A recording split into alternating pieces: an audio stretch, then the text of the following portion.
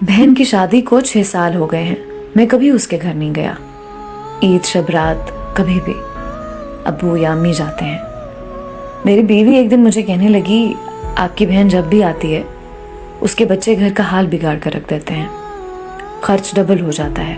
और तुम्हारी माँ हमसे छुप छुपा कर कभी उसको साबुन की पेटी देती है, कभी कपड़े, कभी सर्फ के डब्बे, और कभी कभी तो चावल का थैला भर देती है।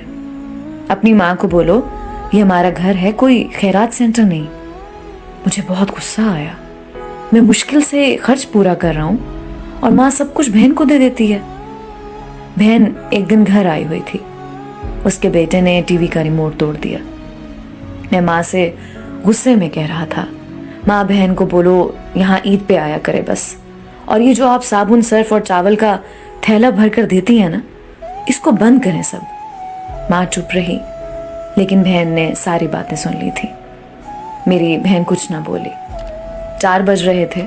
अपने बच्चों को तैयार किया और कहने लगी, भाई मुझे बस स्टॉप तक छोड़ाओ। मैंने झूठे मुंह कहा, रह लेती कुछ दिन, लेकिन वो मुस्कुराई, नहीं भाई, बच्चों की छुट्टियां खत्म होने वाली हैं। फिर जब हम दोनों भाइयों में ज़मीन का बंटवारा हो रहा था तो मैंने साफ इनकार किया। भाई, मैं अपनी ज़मीन से बहन को हिस्सा नहीं दूंगा। बहन सामने बैठी थी, वो खामोश थी, कुछ ना बोली। माँ ने कहा, बेटी का भी हक बनता है, लेकिन मैंने गाली देकर कहा, कुछ भी हो जाए मैं बहन को हिस्सा नहीं दूंगा। मेरी बीवी भी बहन को बुरा भला कहने लगी और वो बेचारी खामोश थी।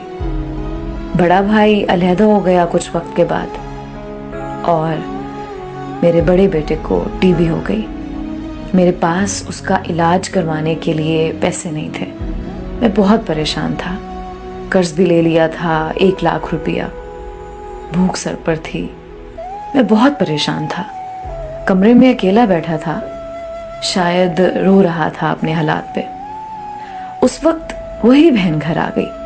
मैंने गुस्से से बोला, अब ये आ गई है मनहूस। मैंने बीवी को कहा, कुछ तैयार करो बहन के लिए।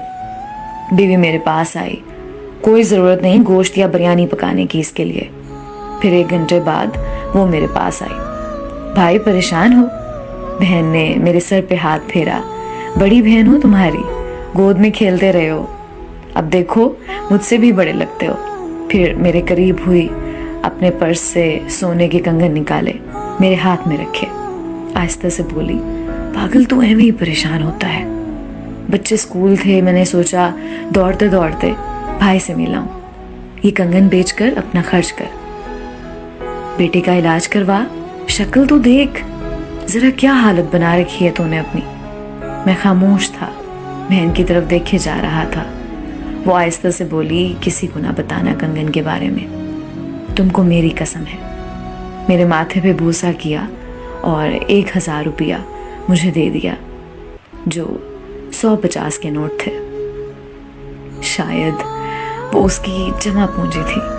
मेरी जेब में डालकर बोली, बच्चों को गोश्त ला देना, परेशान ना हुआ कर।